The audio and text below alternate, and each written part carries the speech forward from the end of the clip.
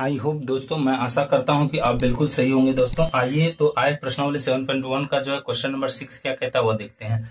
इसका निम्नलिखित बिंदुओं द्वारा बनने वाले चतुर्भुज का प्रकार जो है बताइए तथा अपने अपने उत्तर के लिए कारण भी दीजिए। तो पहला नंबर पॉइंट देख लीजिए, इसमें 3 प्रश्न है दोस्तों। पहला क्या है, -1, -2, 1, 0 और है -1, -2, फिर है -3, 0। इस प्रकार 4 पॉइंट मिला है। इसको चेक करके बताना है ये कैसी आकृति है। तो 4 पॉइंट में चतुर्भुज बनना संभव है दोस्तों।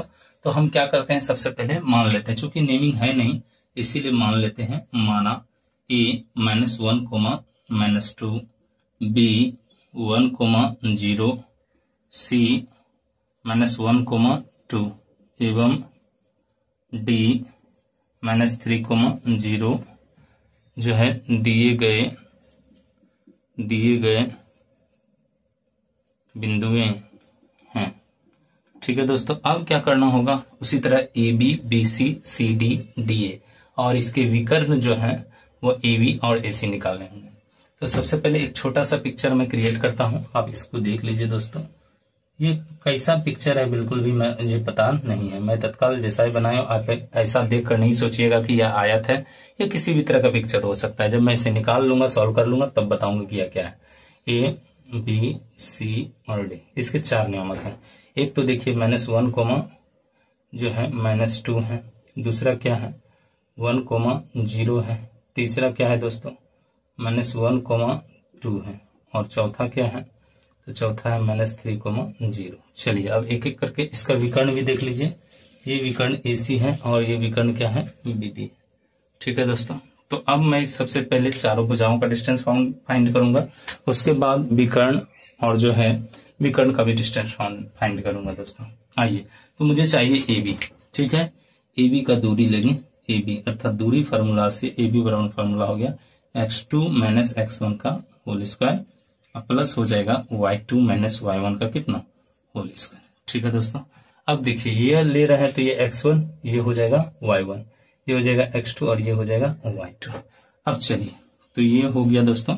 x1 का वैल्यू कितना है, x2 का वैल्यू कितना है 1 और x1 का वैल्यू भी 1 है। तो देखिए यहाँ 1 था और x1 का वैल्यू -1 है, क्योंकि फार्मूला से ऑलरेडी एक माइनस है। तो यहाँ भी माइनस है, यहाँ भी माइनस है, तो ये प्लस हो जाएगा अर्थात 1 का क्या होल स्क्वायर।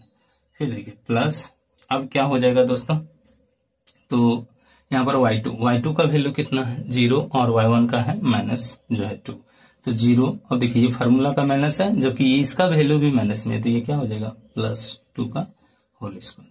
अब इसको निकालिए, तो ये हो गया 2 का स्क्वायर और ये हो जाएगा 2 का स्क्वायर। तो कितना हो गया दोस्तों, ये हो जाएगा 4 और प्लस हो जाएगा 4।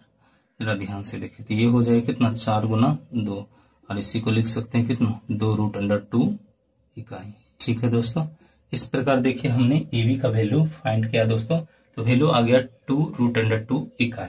ठीक है दोस्तों, आगे देखिए, अब मैं BC का वैल्यू फाइंड करूंगा। BC बराबर फार्मूला आप जानते हैं दोस्तों, x2 - x1 का होल स्क्वायर और प्लस हो जाएगा y2 - y1 का कितना होल स्क्वायर। अब चलिए हमको देखना है किसको, तो BC को। तो ये हो गया x1, ये हो गया y1, ये हो गया x2 और ये हो गया y2। ठीक है दोस्तों, तो चलिए बैठा देते हैं। x2 का वैल्यू क्या है यहाँ पर, तो -1 है। कितना है -1, फार्मूला से ऑलरेडी माइनस। अब देखिए x1 का वैल्यू कितना है दोस्तों, ये भी है 1, तो ये हो जाएगा 1 का क्या -1 का होल स्क्वायर। अब y2 देख लीजिए कितना है 2, फार्मूला से माइनस, और y1 का वैल्यू है 0, इसका क्या हो जाएगा होल स्क्वायर। अब ध्यान से देखिए, ये हो जाएगा -2 का क्या होल स्क्वायर और प्लस हो जाएगा 2 का होल स्क्वायर।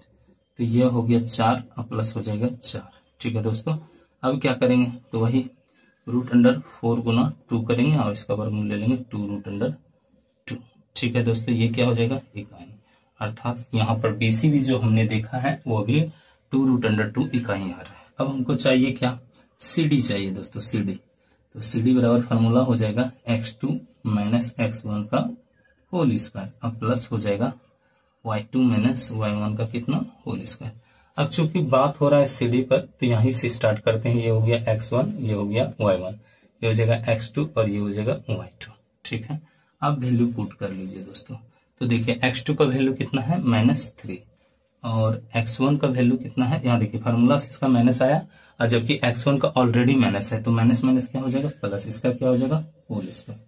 अब y2 का वैल्यू कितना है 0 माइनस, और y1 का वैल्यू कितना है 2, इसका क्या हो जाएगा होल स्क्वायर। ठीक है दोस्तों, अब आगे जरा सा देख लीजिए दोस्तों, तो आगे क्या है,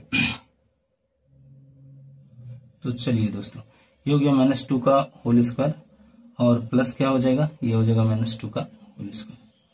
ठीक है दोस्तों, तो इस प्रकार यहां पर हमने पहुंचाया। अब चलिए थोड़ा इधर वर्क कर लेते हैं दोस्तों, प्लेस हमारे पास कम है इसीलिए ऐसा हो रहा है। तो आइए, ये हो गया 2 का स्क्वायर 4, और प्लस हो जाएगा कितना 4, तो इसका वैल्यू कितना हो गया √4 गुना 2 लिख सकते हैं, या 8 आप लिख दीजिए, ये हो जाएगा 2√2 इकाई। ठीक है दोस्तों, इस प्रकार हमने क्या किया, तो CD का वैल्यू निकाल लिया। अब काम है हमारा AD का निकालना, तो AD बराबर देख लीजिए, फार्मूला सेम रहेगा, x2 माइनस x1 का कितना होल स्क्वायर, अब प्लस हो जाएगा y2 माइनस y1 का क्या हो जाएगा दोस्तों होल स्क्वायर। तो ध्यान से देखिए, अब मैं रिसाइट करता हूं दोस्तों, ये हो जाएगा x1, ये हो जाएगा y1, ये हो जाएगा, सॉरी दोस्तों, पहले पॉइंट के लिए x1 और दूसरे के लिए जो है 2, तो ये हो गया कितना x1 y1, ये हो जाएगा x2 y2। x2 का वैल्यू क्या है -3 और माइनस, अब देखिए यहां से फार्मूला से माइनस आया, ऑलरेडी x1 के पास माइनस है तो ये प्लस हो जाएगा, अर्थात हो जाएगा -3 और +1 का होल स्क्वायर, प्लस y2 का वैल्यू देख लीजिए 0 माइनस, और ऑलरेडी एक यहाँ माइनस है, फार्मूला से भी माइनस है, ये प्लस हो जाएगा 2 का क्या होल स्क्वायर। आइए दोस्तों आगे चलते हैं, अब क्या हो जाएगा, तो यहाँ पर हो गया -2 का स्क्वायर, और ये हो जाएगा 2 का स्क्वायर। तो ध्यान से देखिए दोस्तों, यहाँ पर क्या हो गया, अब ये 4 हो गया, और प्लस कितना हो जाएगा 4, अर्थात हो जाएगा √4 गुना 2, तो ये हो जाएगा 2 √ कितना 2 इकाई। ठीक है दोस्तों, अब हम इसके विकर्ण पर बात करेंगे। ठीक है, तो देखिए दोस्तों, इसके विकर्ण को भी चेक कर लेते हैं। तो विकर्ण में क्या है AC, तो यहाँ पर लिख देंगे विकर्ण, विकर्ण के लिए काम कर रहे हैं, विकर्ण AC बराबर, तो विकर्ण AC का फॉर्मूला क्या हो जाएगा √x2 माइनस x1 का होल स्क्वायर, अब प्लस कर देंगे y2 माइनस y1 का कितना होल स्क्वायर। अब देखिए x2 का वैल्यू कितना है, यहाँ पर से x1 पहले ये है और y1 ये है, x2 ये है और y2 ये है, तो हो गया x2 का वैल्यू -1 और x1 का वैल्यू भी -1 है, तो ये माइनस माइनस हो जाएगा प्लस, इसका हो जाएगा होल स्क्वायर प्लस, ये y2 का वैल्यू देखिए 2 और इसका भी -2 है, तो ये हो जाएगा +2 का होल स्क्वायर। ठीक है दोस्तों, तो यहीं पर मैं सॉल्व कर देता हूं, तो यह देखिए ध्यान से दोस्तों, आगे क्या हो गया, तो ये हो गया 0 का स्क्वायर और ये हो गया 4 का स्क्वायर, तो वैल्यू आ जाएगा 16, इसका वर्गमूल कितना निकल जाएगा 4 इकाई। ठीक है दोस्तों, इसका वैल्यू हो गया 4 इकाई। उसी तरह देखो विकर्ण, विकर्ण क्या है, तो BD, विकर्ण BD जब निकालेंगे तो सेम फार्मूला लगाएंगे, x2 माइनस x1 का कितना होल स्क्वायर, अब प्लस y2 माइनस y1 का कितना होल स्क्वायर। चलिए दोस्तों, तो आगे बढ़ाते हैं। अब ध्यान से देखिए, तो यहाँ पर जो है B और D है, इसका मतलब ये x1 ये y1 और ये हो जाएगा x2 और ये हो जाएगा y2। अब फार्मूला लगा दीजिए, तो -3 x2 का वैल्यू है और हमको माइनस जो है x1 चाहिए, तो इसका क्या हो जाएगा होल स्क्वायर, अब प्लस देखिए y2 का वैल्यू 0 है और y1 का भी वैल्यू 0 है। ठीक है दोस्तों, ये क्या हो जाएगा आगे, तो -4 का होल स्क्वायर और प्लस हो जाएगा 0 का होल स्क्वायर, तो कितना आ गया 16, ये वर्गमूल दे देगा 4 इकाई। तो आप क्या देखते हैं इसमें कि चारों भुजा जो है बराबर है, चूंकि AB बराबर BC बराबर CD बराबर AD बराबर, ठीक है, ये कितना आ गया है 2√2 इकाई आ गया है दोस्तों। और साथ ही क्या देख रहे हैं आप, साथ ही क्या है, तो विकर्ण, विकर्ण AC बराबर विकर्ण, विकर्ण BD दोनों आपस में क्या है बराबर, ये कितना वैल्यू है 4 इकाई। ठीक है, कितना है 4 इकाई। तो यह जब चारों भुजा बराबर हो गया और विकर्ण भी आपस में बराबर हो गया, तो ये क्या बनता है सर, ये बन जाता है, ये ABCD एक जो है वो एक वर्ग है, अतः